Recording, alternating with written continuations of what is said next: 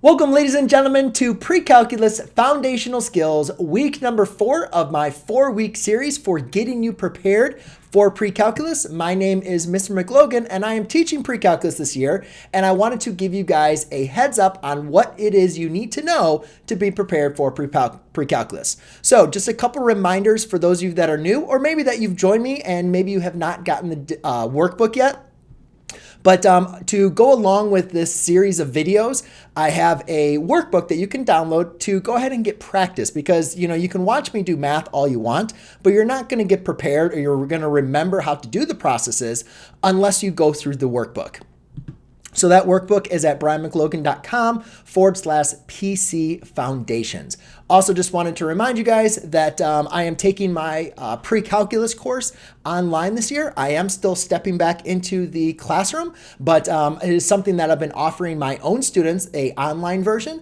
And that really helped us when we had to go digital last year, because my students were already used to the online instruction that I provided them. So I just wanted to let you guys know I've been working on this for the last couple of years, and I will be releasing it for all of you to be available on August 3rd. And to release that, I am covering a special private masterclass called the 3 Keys to Pre-Calculus, and it is going to be very exciting. I'll let you guys know about that coming up. So what we're going to cover in this live stream is we're going to talk about how to write the equation. We're going to talk about discontinuities, how to identify them. We're going to look into graphing piecewise functions. We're going to learn how to graphing transformations.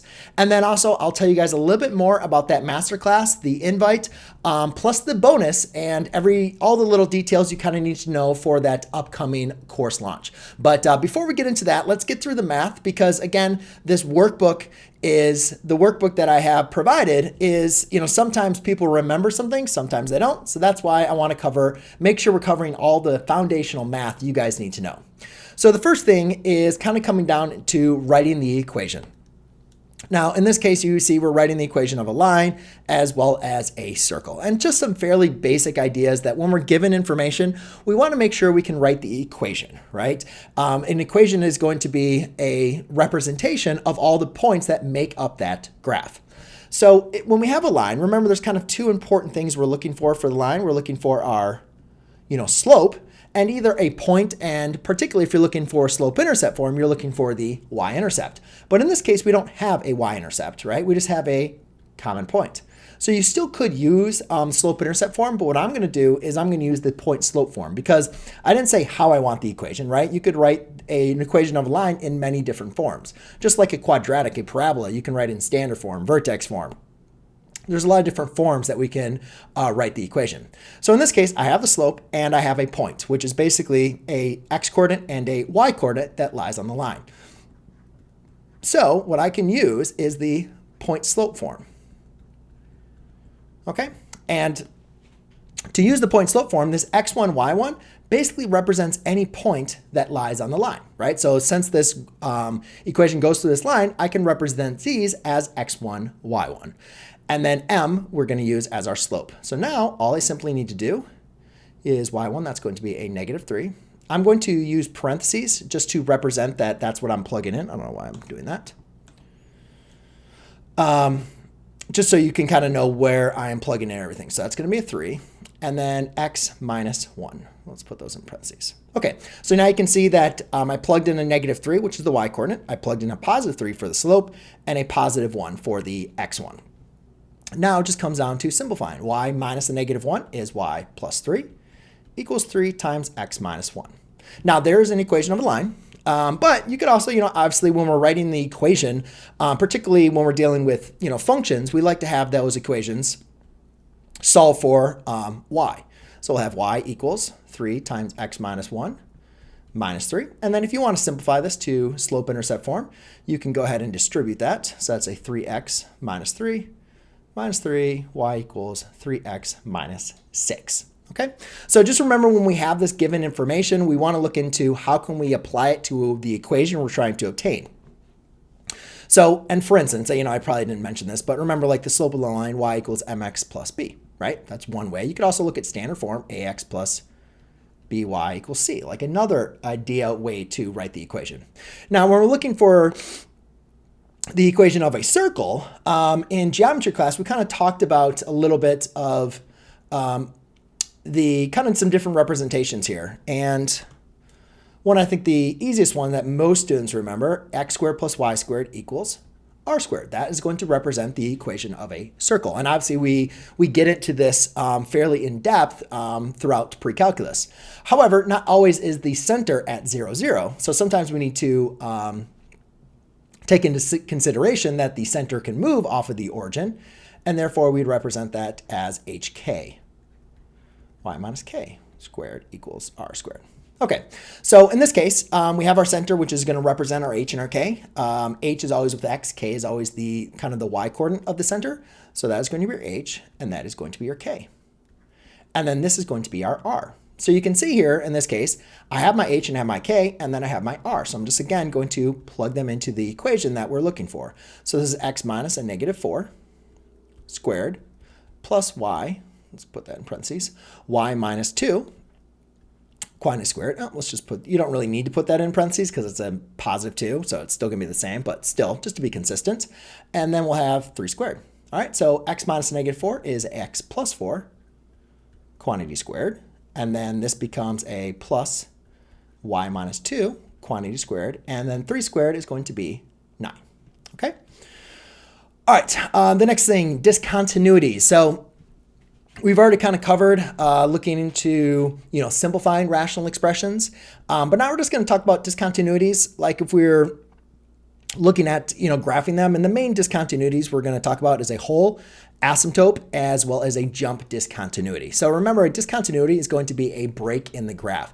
It doesn't mean that where the discontinuity occurs is there always going to be a break in the domain, because a graph can still be disconnected but have a domain of all real numbers. So I'm not going to get into the graphing portion of these, but just to kind of remind you of when a function is going to be discontinuous. So we'll kind of talk about that.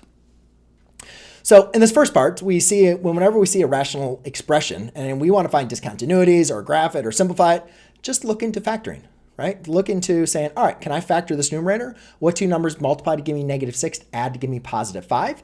Well, I know 3 and 2 work, right? And they add to give you 5, but you can't do a 3 and a 2 that one would have to be positive, one would have to be negative, and that's never going to give you 5. So therefore, it'd have to be a +6 and -1 would work there. So x plus 6 times x minus 1. And again, 6 times -1 is -6. 6x plus 5x, or I'm sorry, 6x plus a negative x would give you +5x. And then in the denominator here, this one's not as nice, right? We have this 2 here, but again, we know that it can be factored like this. All right, and again, like my main thinking is if it's going to simplify, which it doesn't always have to be, but if it is, then that means that it either needs to be a x plus 6 over here or an x minus 1. And let's just assume that they want us to do x minus 1. Like, does that make sense? Well, if that's -1 and I need to get to be a +1, that means that would have to be a +1. And does that work? 2x times x is 2x squared. 1 times -1 is -1. That's going to give us a positive x. That's going to give us a -2x. Well, x plus -2x is a -x. So you can see how that one actually works. So now the nice thing here is those divide out, right? Using the quotient rule, the division rule, division property. These expressions are separated by multiplication, and they're exactly the same. So they're going to divide out. Now, if we look into our last kind of training video, remember, like a function is going to have a discontinuity for any value that is going to make our denominator equal to 0. Like we cannot divide by 0. So even before I go ahead and simplify that, like I recognize this simplifies out, but still I recognize that there are going to be two different discontinuities. 2x plus 1 is equal to 0 and x minus 1 is equal to 0. Now again, I solve these both and subtract the 1, divide by 2, x equals -1/2 and x equals 1. So you can see for these two values, the denominator is going to be 0. All right, therefore, these are not going to be in the domain. So they are going to be a discontinuity of the graph. Now, the difference is x minus 1 gets removed. It can be divided out. So that is what we call a removable discontinuity. And we can further label that as a whole. The next example is going to be the next example cannot be divided out, right? As I go ahead and simplify this equation, I'm just going to be left with an x plus 6 over 2x plus 1. okay? And now I can't like simplify this any further. So since this is non-removable, it does not get divided out. This is what we call a asymptote. Okay, so we have an asymptote, which is a non-removable discontinuity. And then we have this whole, which is what we call a removable discontinuity. And obviously in pre-calculus, we'll practice again graphing these and so on and so forth. But I just wanted to, kind of go through this understanding and this idea of when a function is undefined and what that means for the graph. Now, the next one, we have a little piecewise function. And remember, piecewise functions, again, is just going to be a combination of two or more functions. So that's really all we're looking into doing is just combining these two. So one function is only true for x values that are greater than 0, and the other function is only true for x values that are less than 0. Well, let's just go and look at what these two graphs look like separately. If I was just going to graph 5, 1, 2, 3, 4, 5, that'd just be a nice little line. If I was going to graph x squared minus 1, then that would just look like this. Okay? So obviously we can't graph both of them because then they wouldn't pass the vertical line test. So what we need to do in this case is we only need to graph them based on their restrictions. All right, so let's go ahead and practice here. So if I'm going to graph 5, it says only graph 5 when x values is less than or equal to 0. So that when x is 0, right to here, we're going to graph or less than 0. So that's going to be to the left of the y-axis. We're going to graph this graph, which is 5. So that's going to look like this. 1, 2, 3, 4, 5, right? You're going to do a closed circle because it is included. And we're just going to go to the left. Nice little horizontal line. So it's basically this whole graph, but only for x values that are at 0 and then less than 0. And then for this graph, x squared minus 1, that's only going to be true. We're only going to graph that function for x values that are greater than 0. So again, at 0, but greater, and not including 0, right? So we're going to use that as going to be an open circle. And again, I'm not trying to be perfect here with that. But here you can see that now what we have is what we call a jump discontinuity. All right, so you can see that basically we're going from one graph and we have to jump, if you're like a video game, you'd basically have to jump from one graph to the next. So that is something that is kind of special about those piecewise functions. Not always do they produce jump discontinuities, but that is something to look out for. They also produce asymptotes and holes and all that kind of stuff, but that's one thing that they are going to be kind of special with as far as looking for that jump discontinuity. And again, I showed the graph to kind of represent that. Another way you can kind of see if what the discontinuity be would just be to plug in 0. And that's what we kind of talked about last training as far as like continuity. On the left side, you can't plug 0 into anything. It's just 5. So that's going to stay the same. However, on the right-hand side, if it's x is greater than 0, we're still going to plug in 0. And you can see that 5 does not equal -1, right? At 0, we have 5 and we have -1. Well, those aren't the same. So obviously you can see there is a discontinuity. So therefore, something's happening. But I think understanding what the graph would look like is going to be your best bet as far as understanding the type of discontinuity. All right, on to the next one, which is graphing transformations. So this one gets students a lot because we have to go and remember, like basically from Algebra 2, we talked about a lot of these transformations, and we've focused a lot with quadratics and maybe absolute values. But the cool thing about this is they expand to any type of function that you're dealing with. So it's really, really going to be helpful, especially when we start getting into more advanced transformations and more advanced functions, that we understand what is happening to the function. So I am going to work with just 6 functions that we should be familiar with coming into pre-calculus. Maybe you don't remember what the graph looks like, but again, you can just quickly go on to Desmos, and same thing, graph these. And also over here, graph these, see what these graphs look like. Just remember that Desmos is not going to show you an asymptote or a hole. So that's why it's important to understand what the discontinuities are. All right, so on the first one is I will graph them just because I want you to remember what these graphs look like. And I know a lot of students do not remember the graphs. So hopefully you can just kind of follow along with at least what the transformation is and then what the graph is. And actually, you know what I'll do?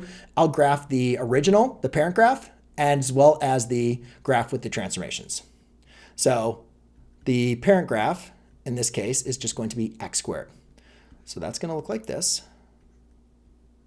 And again, I'm just going to do a horrible graph. Okay. If you multiply by negative on the outside, all that's simply going to do is that's going to reflect it across the x-axis. The square root of x, that is going to be your parent function. Now you can see that we're multiplying by negative inside of the function. So the parent graph, looks like this. If I'm going to now reflect it or multiply by negative inside of the function, you can see that's under the radical, so it's inside the function. That is now going to reflect the graph about the y-axis. Okay. The next graph is the absolute value graph, a lot of times what we call the V-shaped graph. And again, that just looks like a V. Now you can see that we are adding a 2 inside of the function, right? So we're not multiplying like by negative. Now we're just adding 2. Well, what that's going to do is that's going to shift the graph 2 units to the left. Everybody wants to think it's 2 units to the right. But again, if you look at Desmos and you look at like graphing that, you can see how it actually shifts it 2 units to the left. And that was something we kind of talked about too, looking in those trainings. Or yeah, actually I was thinking of the course videos that I was making. Actually, I just went over some of that. All right, for the next one, we are now subtracting a 3 outside of the function. So you can see how like if this was inside the function, it would be inside of like the under being raised to the third power. Since I'm like we're adding 2 is inside of these, inside of the absolute value sign. The negative is under the square root, right? But here you can see this is outside of the function because our traditional function here is x cubed, right? So if I'm keeping x cubed the same, then whatever my operation is outside. See how x squared is still the same? It's just being multiplied by negative. But do you see how square root of x is no longer the same? It's square root of negative x. All right, so this is going to be an outside function you're subtracting, and what that's going to do is that's actually going to shift the graph down 3 units. Now, the cube root function is what we call the S-curve graph, and that kind of looks something like that. So if I'm going to take that graph, I'm going to shift it 3 units down. It's going to look something like this. And again, I'm not being perfect here, but good to go. I wanted to include this one because I know a lot of students are not going to remember the reciprocal function. So that is just one kind of that is, I think, helpful to kind of cover. But just remember this function has 2 asymptotes. So this is what we call it's a reciprocal function. So just remember that there is a horizontal asymptote and a vertical asymptote. All right, and this graph is going to look something like that. Now, if that's what the function looks like, what is this 2 going to be doing? So a lot of times with this, it's going to be helpful to rewrite this problem. And what you can do is you can factor out the 2 in front to write this as 2 times 1 over x plus 1, okay? So 2 times 1 over x plus 1. And so what is this 2 being? Well, again, is the 2 inside or outside? Well, since my 1 over x is pure, right? It didn't change. That 2 is being outside.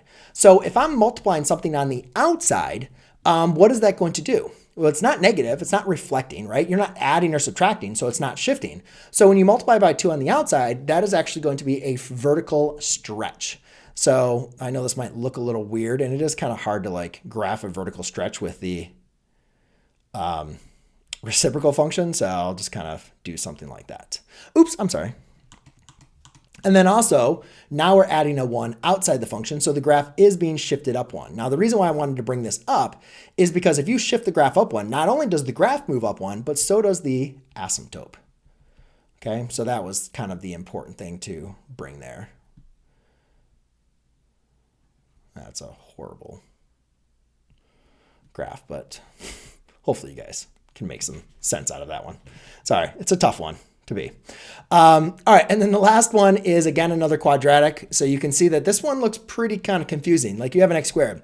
Now, a lot of students might say, oh, you're multiplying by 2 again. So that's going to be a vertical stretch. And you're adding 1. So that's shifting to the left one. And that's why I brought in this problem, because you have to be very, very careful. First, see how this 2 is outside the 1 over x? Here, the 2 is inside, right? It's being inside the parentheses of what is being squared. So one thing you want to remember is that is not the same. Multiplying outside is not the same as multiplying on the inside. Now, we'll talk about that in just a second. But the other thing we need to understand is we're actually not adding this to, we're actually not shifting it 1 to the left either. What we need to do in this case is actually factor out that 2. Okay, because again, that's the same thing. If you multiply the 2 back, 2 times x is 2x, 2 times 1/2 is 1, okay? But now we can see, oh, now my x has a coefficient of 1, it's being multiplied by 2, and actually you're shifting it 1/2 to the left, not 1.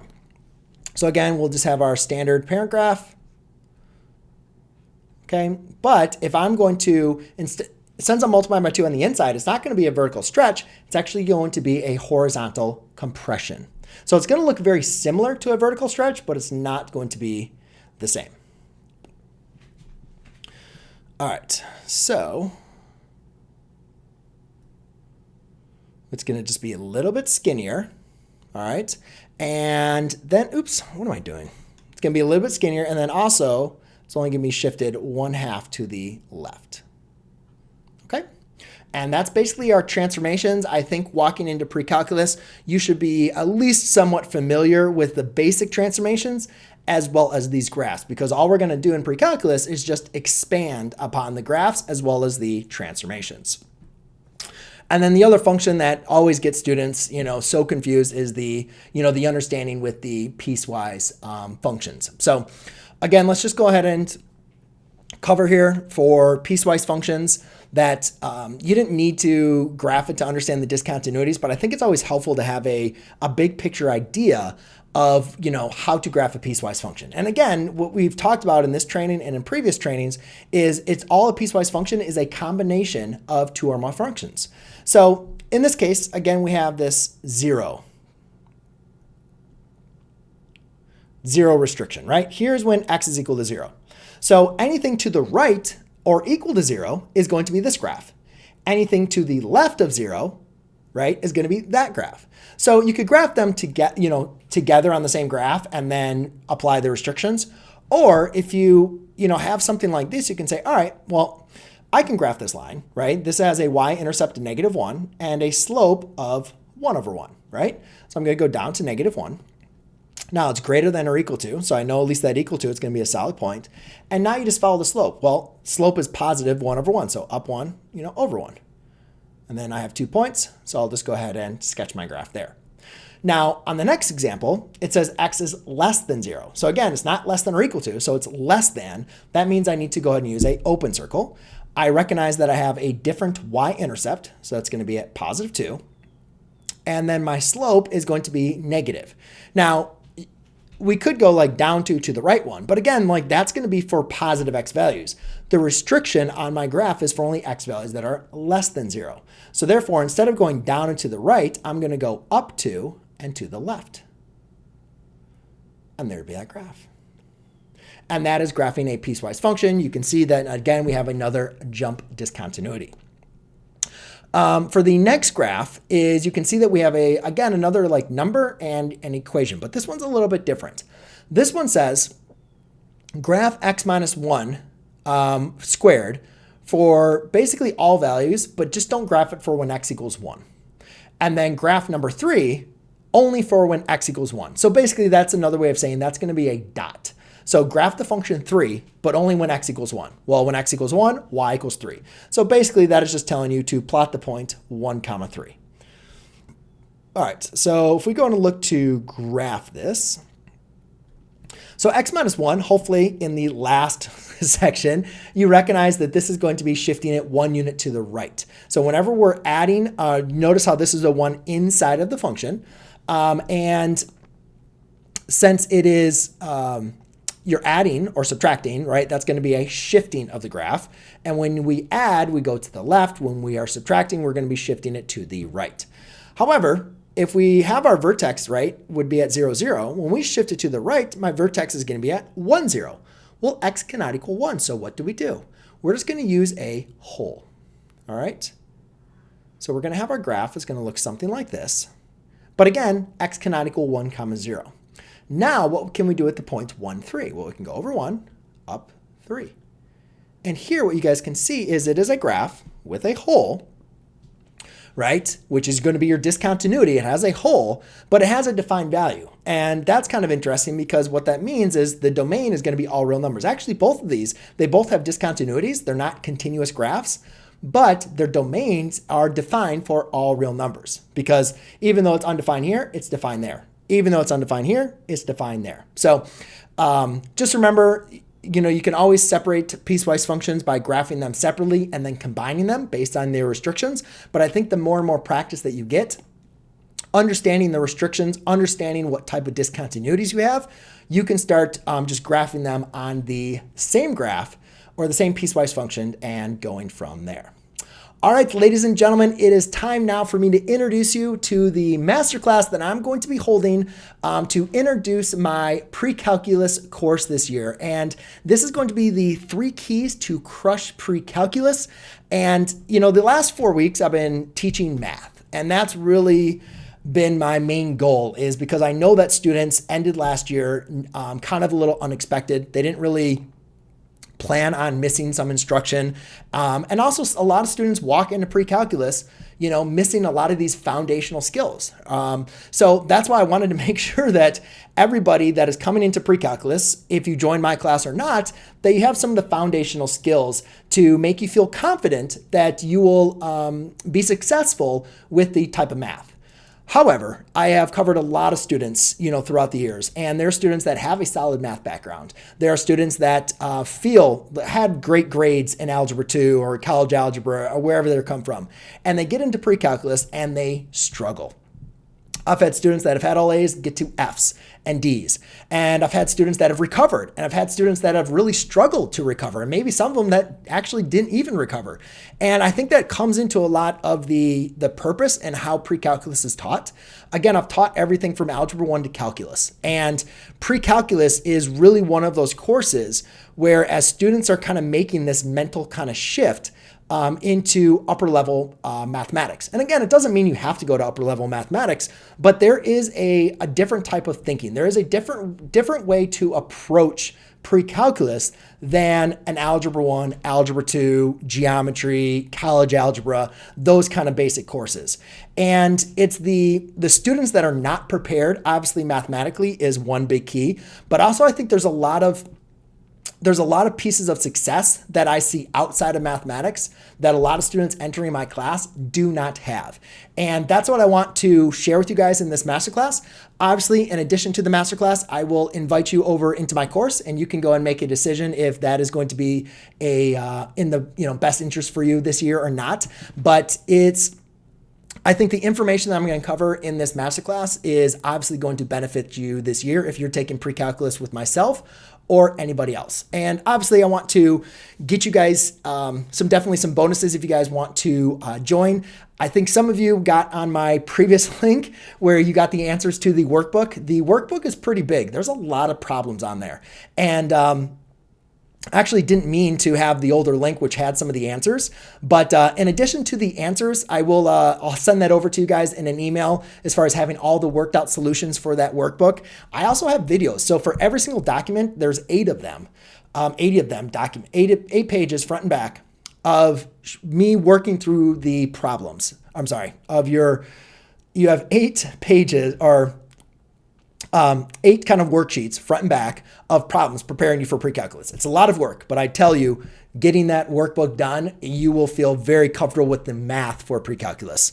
But again, a lot of people struggle with that. They forget what they were supposed to know. I mean, especially the way last year ended and the summer, it's been crazy. A lot has been going on. So in addition to providing you guys with the answers, I'll also provide you guys with the videos. So therefore you can actually watch me teach how to do some of those problems. So if you did miss out on, from last year or from instruction, that can definitely be very helpful for you.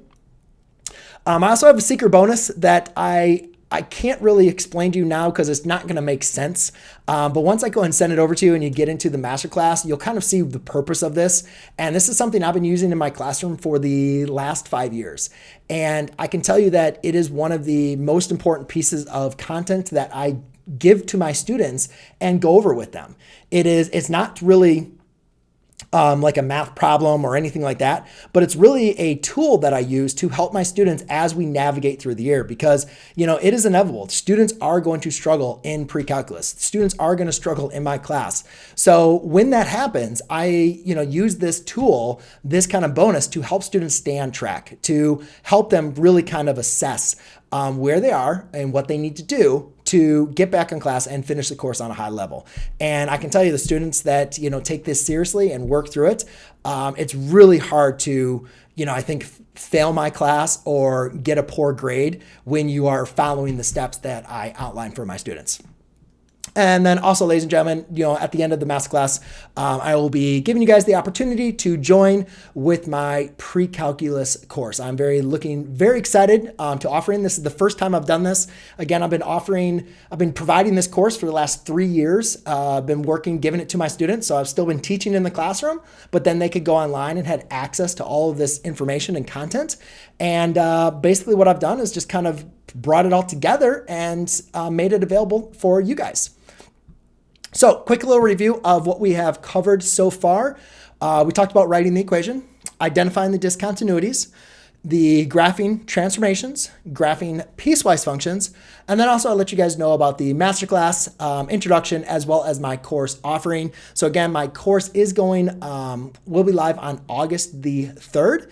And on that offering, I will be going through some different masterclasses for you guys to learn all of the details, as well as just to get prepared for pre-calculus, because I really want to see you crush pre-calculus. I think it's going to be an amazing year, and I really look forward to those of you that are taking pre-calculus to go ahead and join me. So all you guys have to do next, if you are interested to seeing what I am going to cover, or if you're interested to see what is included within my course, then feel free to go ahead and jump on to the to my link, brianmclogan.com, PC Masterclass. Please note, guys, this is not a public or it is free, but it's not a public live stream. This will be something that will be private, and it's actually not going to be a premiere like I'm doing right now. This will actually be live. I will be actually answering questions in real time, and so it will not be pre-recorded. I will be going live and stuff like that. So I do have a couple of date options, and you can go ahead and go to the website, take a look at it, see if it's the right choice for you. Otherwise, I look forward to seeing you guys there. All right, take care. Cheers.